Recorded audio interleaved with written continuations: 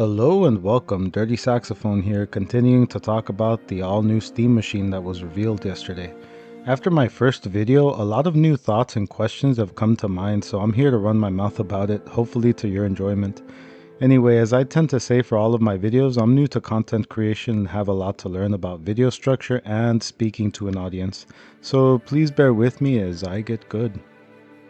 So I'm going to start off by saying that I personally believe the Steam machine's greatest perceived weakness right now is the lower end hardware. At this point, it's been discussed over on Digital Foundry and IGN's Console Watch, and both seem to be on the same page in that regard. Digital Foundry mentioned that the current specs could struggle to run games like Monster Hunter Wilds, which of course is the way it is due to poor optimization, and hardware editor Jackie Thomas over at IGN, who I'm going to be using a video of in the future, a little bit further into the video, believes that the Steam machine will have to rely heavily on frame generation to run some games at 4K 60 FPS. Meanwhile, current gen consoles are running games like Monster Hunter Wilds and Borderlands 4 just fine, but that's because developers generally have more pressure on them to optimize properly for consoles, while the Steam machine may not benefit from that.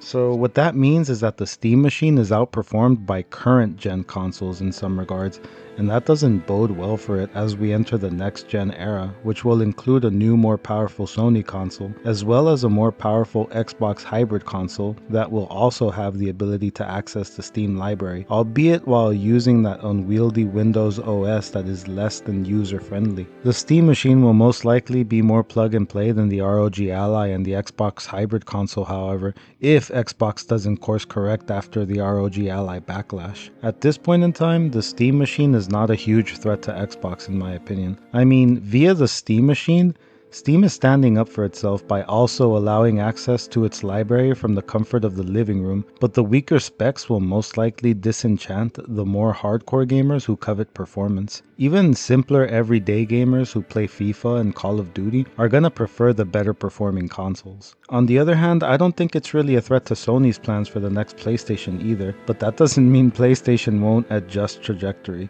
I could be wrong on this, but I think PlayStation doesn't announce a next-gen console unless Xbox announces its hybrid console. Because while Xbox may not be competing with PlayStation, PlayStation sure as hell is competing with Xbox. And it'll compete with the Steam machine as well if it has to. So side by side, Sony will have the only console without access to PC versatility, which doesn't do much damage to its game library specifically, considering that it's the king of exclusives anyway, and because Xbox is throwing its exclusives at PlayStation already as well. But lacking PC versatility does preclude it from access to mods. How Sony will respond is what I'm most looking forward to after the Steam machine reveal, especially because I've been planning to leave the Xbox ecosystem in favor of Sony next gen. Now, another palpable concern with the Steam machine is the price. If it's between the $500 to $600 range, it'll probably take over the living room for a lot of casual gamers. But if it goes higher, up towards the $800 range, or even the $1,000 range, I personally believe Steam is going to shoot itself in the foot. Why pay $1,000 for a console that could be outperformed by current gen consoles, much less next gen consoles? Fortunately, the general consensus here is that the Steam machine is likely to be a more affordable option. But as of this morning, I'm finding that some folks believe otherwise, like Jackie Thomas over on IGN's Console Watch.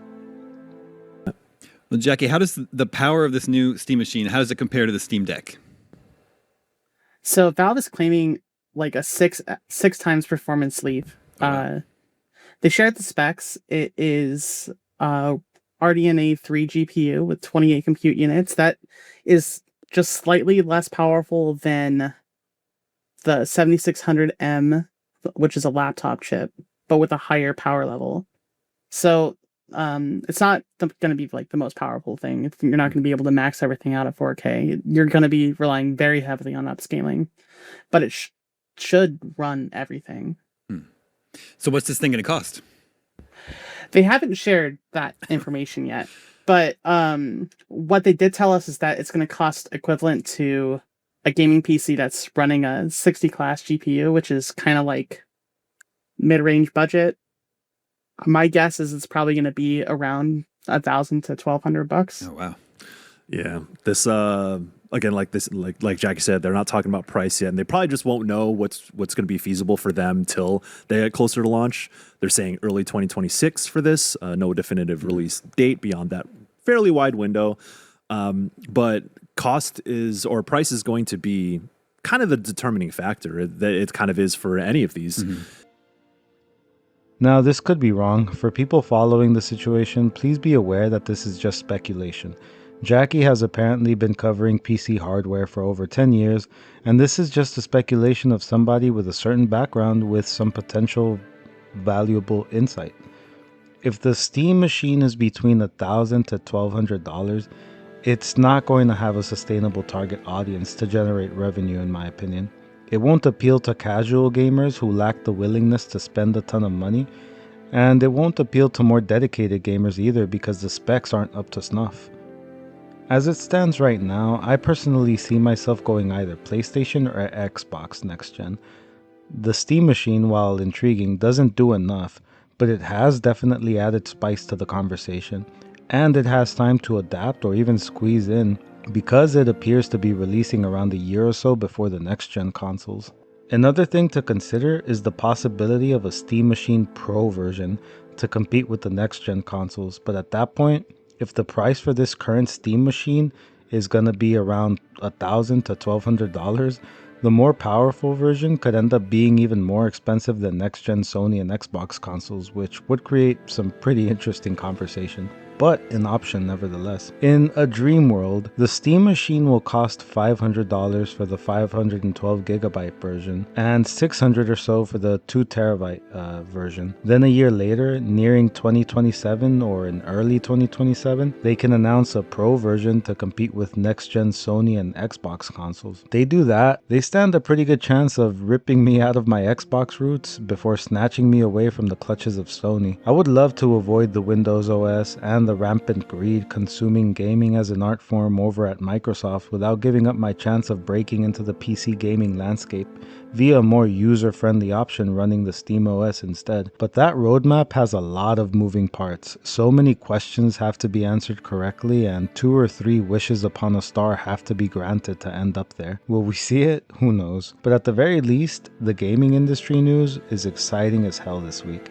That'll wrap it up for today's video. If you enjoyed, please like and subscribe. If you didn't, hit the dislike, but let me know in the comments why. I'm always in the market for constructive criticism. Hope you enjoyed as much as I enjoyed. See you on the next one.